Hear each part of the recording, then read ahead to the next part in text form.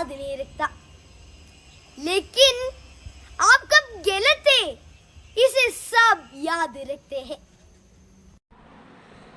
नमस्कार, हमारे चैनल में आपका स्वागत है।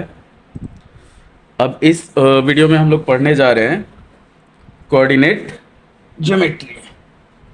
कोऑर्डिनेट ज्योमेट्री जो है बेसिक आपको सारा पता है, आप अभी क्लास 10th में हैं और बेसिक आपको पता है, आप एक ऑलरेडी एक एग्ज़ाम दे चुके हैं।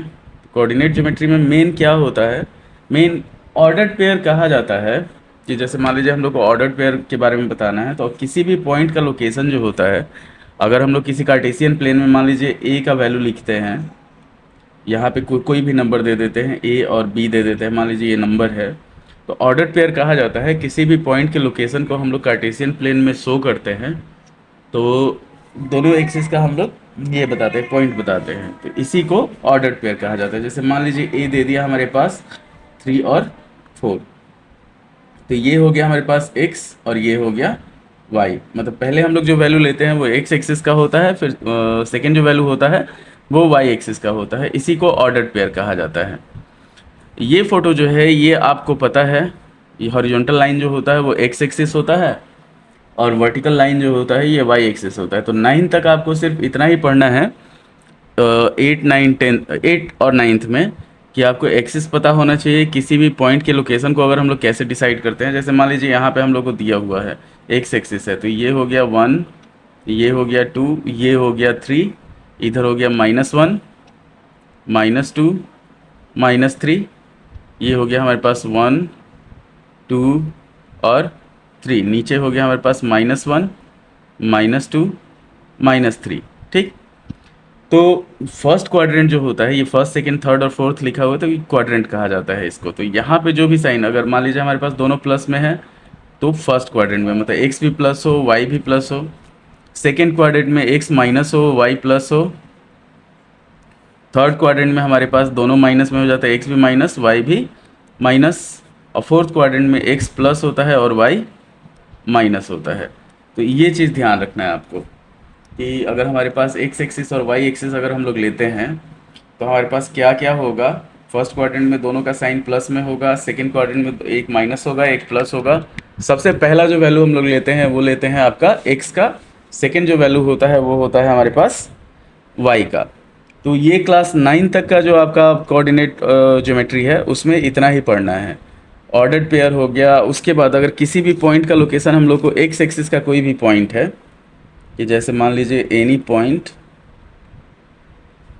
ऑन x एक्सिस, तो x एक्सिस का कोई भी पॉइंट है उसको हम लोग हमेशा लिखते हैं x का वैल्यू रहेगा, y जो होगा वो 0 हो जाएगा। मतलब अगर हमारे पास 2 और 0 दिया हुआ है तो ये x एक्सिस का पॉइंट है। कौन सा पॉइंट हो गया, यहाँ पे जो पॉइंट है वो हो गया। अगर मान लीजिए 3 और 0 दिया हुआ है तो ये x एक्सिस का पॉइंट हो गया, कौन सा, ये वाला पॉइंट हो गया। अगर माइनस में दिया हुआ है -3 और 0, मतलब x का वैल्यू रहना चाहिए, y का वैल्यू अगर 0 दिया हुआ है तब वो आपका x एक्सिस का पॉइंट हो गया। अगर कोई भी पॉइंट हम लोग लेते हैं y एक्सिस का, जैसे मान लीजिए any point on y axis, तो ये हो जाता है हमारे पास कि x 0 रहेगा और y का कुछ ना कुछ वैल्यू रहेगा। जैसे 0 और 2 दे दिया, चाहे 0 और 4 दे दिया, इस तरह से ये सारा जो होगा वो y एक्सिस का पॉइंट होगा। अब अगर मान लीजिए कोई पॉइंट दिया हुआ है, जैसे a दे दिया हमारे पास, a बोल दिया 3 और 4 है, तो a और 3 और 4 जो है, अगर हमको x एक्सिस से इसका डिस्टेंस निकालना हो, मान लीजिए a का डिस्टेंस x एक्सिस से निकालना हो, तो x एक्सिस से डिस्टेंस जो होगा वो y का वैल्यू हो जाएगा।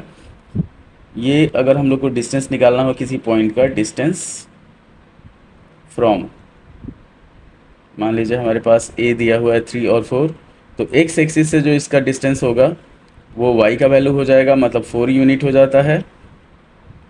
और अगर y एक्सिस से डिस्टेंस निकालना हो तो x का जो वैल्यू है वो हम लोग ले लेंगे। अगर y एक्सिस से डिस्टेंस इसका निकालना हो तो x का जो वैल्यू है वो ले लिया जाएगा। जैसे 3 है तो ये 3 यूनिट्स हो जाएगा।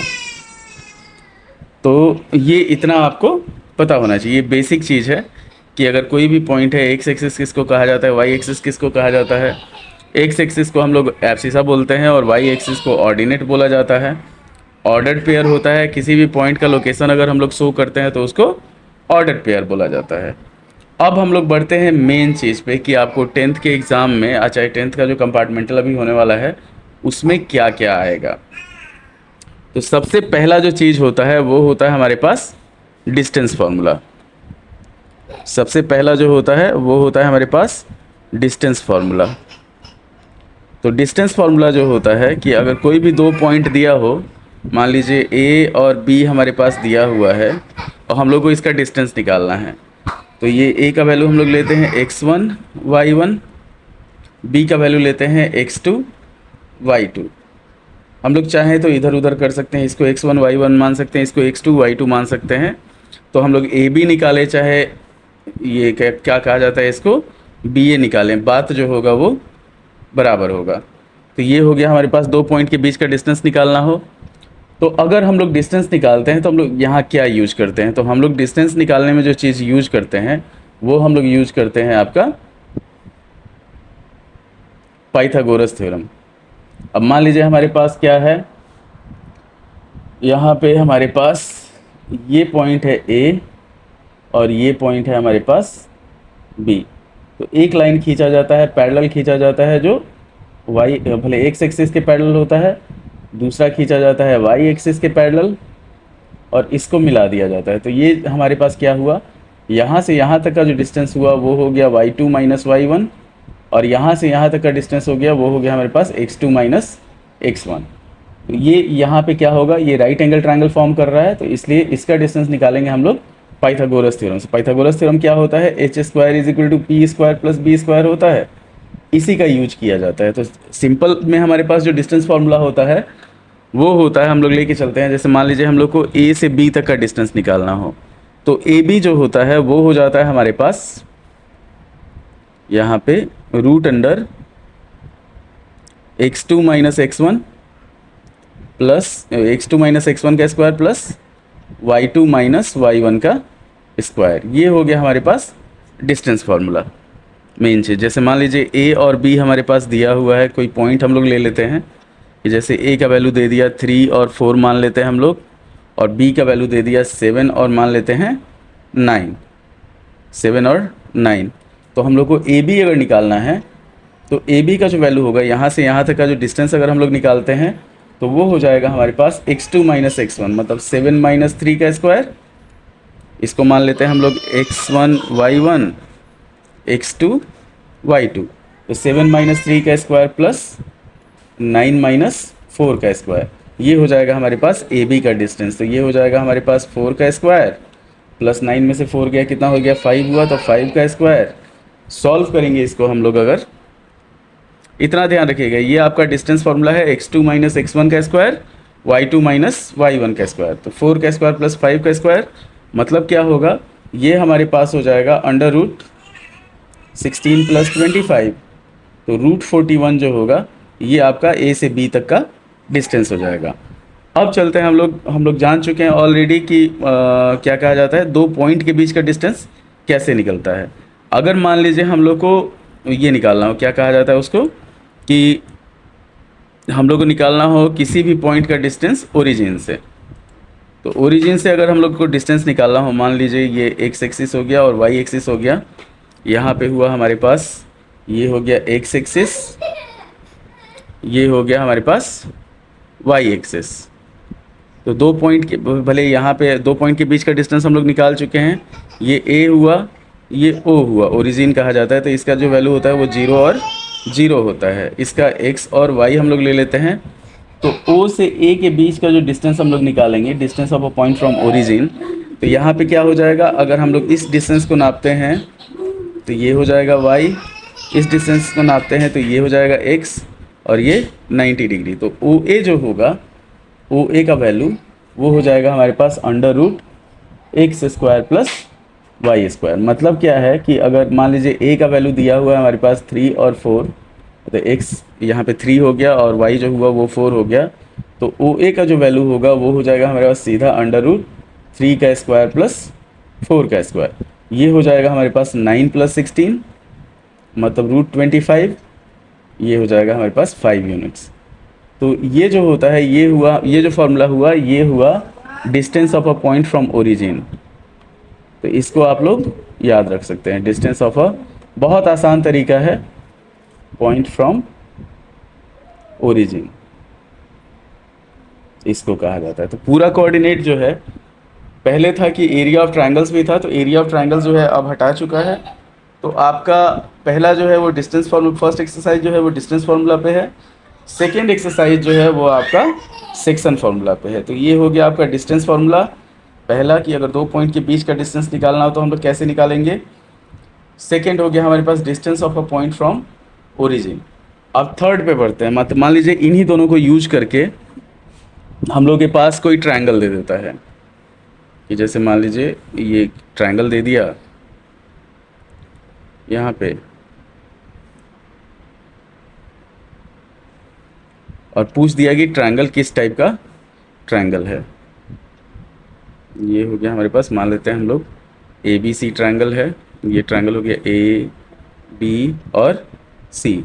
इसका वैल्यू दे दिया x1 y1, इसका वैल्यू दे दिया x2 y2, इसका वैल्यू दे दिया आपका x3 y3। और हम लोग से पूछ देता है कि ट्रायंगल का टाइप बताइए। तो टाइप में क्या होगा, हम लोग पहले तीनों साइड निकाल लेंगे। इसका ए बी निकालेंगे, बी सी निकालेंगे और ए सी निकालेंगे। तीनों साइड निकाल लिए। उसके बाद हम लोग देखेंगे कि अगर स्केलिन होगा, स्केलिन ट्रायंगल होगा, तो तीनों में से कोई बराबर नहीं होगा। मतलब A B is not equal to B C और B C is not equal to A C. अगर आइसोसेलस होगा, आइसोसेलस होगा तो दो साइड बराबर होगा। तो मान लीजिए हम लोग मान लेते हैं A B is equal to A C equal है, तो ये आइसोसेलस हो गया। और इक्विलेटरल के केस में क्या हो जाएगा, इक्विलेटरल के केस में ये तीनों जो होगा इक्वल हो जाएगा। मतलब ए बी बराबर बी सी बराबर ए सी। अगर ये आपका कौन चीज़ कहा जाता है, ये अगर आपका राइट एंगल ट्रायंगल है, तो राइट एंगल ट्रायंगल के लिए हमारे पास सीधा हो जाएगा, राइट एंगल ट्रायंगल के लिए सीधा पाइथागोरस थ्योरम फॉलो करेगा। मतलब अगर A B square plus B C square is equal to A C square है, तो यहाँ पे क्या हो जाएगा, angle B is equal to जो होगा वो 90 डिग्री हो जाएगा। इतना ध्यान रखना है आपको कि अगर ट्रायंगल दिया हुआ है, हम लोगों से पूछ रहा है कि हम लोग को प्रूव करना है स्केलिन है, आइसोसेलस है, इक्विलेटरल है, कुछ भी है, तो उसके हिसाब से हम लोग काम करेंगे, मतलब साइड लेके चलेंगे। उसके बाद अगर आपके पास कोई क्वाड्रिलेटरल दे देता है, चलिए क्वाड्रिलेटरल हम लोग ले लेते हैं। मान लीजिए कोई क्वाड्रिलेटरल दे देता है, इस तरह से हमारे पास क्वाड्रिलेटरल हो गया। अब क्या करते हैं कि अगर क्वाड्रिलेटरल दे दिया है, तो क्वाड्रिलेटरल में हम लोग क्या करेंगे, ए बी सी और डी, इसमें भी डिस्टेंस फार्मूला का यूज होगा, डिस्टेंस निकाला जाएगा। हमेशा ध्यान रखिएगा कि जैसे मान लीजिए x1 y1 हो गया, x2 y2 हो गया, ये हो गया हमारे पास x3 y3 और ये हो गया x4 y4। तो हम लोग को इसमें भी डिस्टेंस निकालना है। अगर पैरालेलोग्राम होगा ये, तो पैरालेलोग्राम में अपोजिट साइड इक्वल होता है, मतलब ए बी बराबर सी डी होता है और ए डी बराबर बी सी होता है। पर डायगोनल क्या होता है कि अगर हम लोग डायगोनल खींचते हैं तो पैरालेलोग्राम का डायगोनल जो होता है वो इक्वल नहीं होता है, मतलब A C is not equal to B D होता है। अगर रेक्टेंगल हम लोग को प्रूव करना है, तो रेक्टेंगल में क्या होता है कि रेक्टेंगल में हमारे पास तीनों, मतलब पैरालेलोग्राम का प्रॉपर्टी फॉलो करेगा पर डायगोनल इक्वल हो जाएगा। मतलब क्या होगा, A B is equal to C D, A D is equal to B C और A C is equal to B D हो जाएगा। तो ये हुआ हमारे पास पैरालेलोग्राम और रेक्टेंगल प्रूव करने का तरीका। उसके बाद अगर मान लीजिए हम लोग को रोम्बस, दो और चीज़ होता है जिसको हम लोग प्रूव कर सकते हैं। तो रोम्बस प्रूव करना है, तो रोम्बस में क्या होगा, सब साइड इक्वल हो जाएगा, A B is equal to B C, B C is equal to C D, C D is equal to A D. सिर्फ डायगोनल जो होगा वो इक्वल नहीं होगा। और स्क्वायर में क्या होगा, अगर स्क्वायर हम लोग को प्रूव करना है तो स्क्वायर में डायगोनल जो होगा वो भी इक्वल होगा। मतलब हो जाएगा हमारे पास A B is equal to B C is equal to C D is equal to A D और A C is equal to B D हो जाएगा। इतना ध्यान रखना है आपको। तो पैरालेलोग्राम का क्या होगा, अपोजिट साइड इक्वल होगा, डायगोनल इक्वल नहीं होगा। रेक्टेंगल का अपोजिट साइड और डायगोनल दोनों इक्वल होगा। रोम्बस का सब साइड इक्वल होगा, डायगोनल इक्वल नहीं होगा। स्क्वायर के लिए सब साइड इक्वल होगा प्लस डायगोनल भी इक्वल होगा। तो ये कहा जाता है आपका डिस्टेंस फॉर्मूला को यूज करके किसी भी चीज़ को हम लोग को रेक्टेंगल या ट्रायंगल में किस टाइप का ट्रायंगल है वो प्रूव करना। उसके बाद हमारे पास होता है इक्वी डिस्टेंट पॉइंट्स का दे देता है कि जैसे मान लीजिए हमारे पास दे दिया कि P is equi distant from A and B। अब इसमें क्या करेगा, इसमें हम लोग को यूज करना होता है, कुछ मिसिंग दिया रहता है। जैसे मान लीजिए x1 y1 हो गया, ये हो गया हमारे पास x2 y2, इसका वैल्यू मान लेते हैं हम लोग x और y। अब दे दिया है कि ये जो है वो इक्वी डिस्टेंट पॉइंट है। तो इसमें कैसे हम लोग सॉल्व करेंगे, कुछ ना कुछ मिसिंग दिया रहता है इसको इक्वी डिस्टेंट पॉइंट्स। तो इक्वी डिस्टेंट पॉइंट में क्या होता है हमारे पास कि PA बराबर PB दिया रहता है, PA बराबर PB। तो इसमें जो हम लोग यूज करते हैं वो यूज करते हैं PA square is equal to PB square. तो ये हो जाता है आपका। अब इसी में हम लोग क्या कर लेते हैं, PA स्क्वायर से मतलब रूट हट जाएगा। तो यहाँ पे जो हम लोग यूज करते हैं वो करते हैं x माइनस x1 का square plus y minus y1 का स्क्वायर इज इक्वल टू हो जाता है x माइनस x2 का square plus y minus y2 का स्क्वायर। तो ये होता है इक्वी डिस्टेंट पॉइंट्स।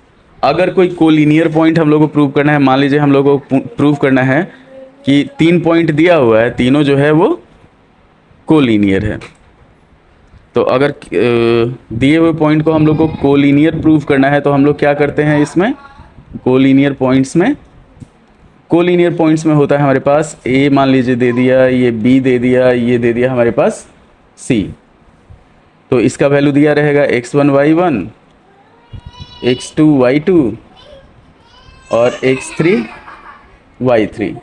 तो इसमें हम लोग को क्या चेक करना होगा कोलिनियर पॉइंट के लिए कि AB plus BC is equal to AC अगर है तो A, B और C जो है वो तीनों कोलिनियर पॉइंट्स हैं।